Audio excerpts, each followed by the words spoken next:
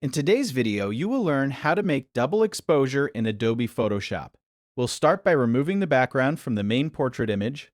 Go to the Select menu and choose Subject. Photoshop will automatically detect the person and create a selection around them. Once the selection looks good, add a layer mask to isolate the subject from the background. This gives us a clean cutout to work with and makes the effect much easier to build. Next, create a new adjustment layer and choose Solid Color.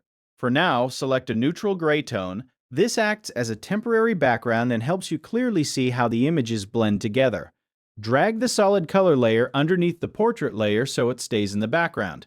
Now bring in the second image that will create the double exposure effect. Change its blending mode to screen so the darker parts disappear and the brighter details blend naturally into the portrait. Hold the Alt key and click between the layers to create a clipping mask. This keeps the second image visible only inside the portrait shape. After that, reposition and scale the image until the composition looks balanced and visually interesting.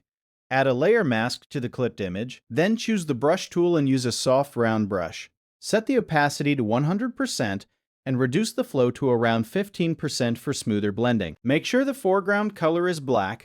Slowly paint on the mask to hide unwanted areas and create a more natural transition between the portrait and the exposure image. Using a lower flow gives you more control and helps build the effect gradually.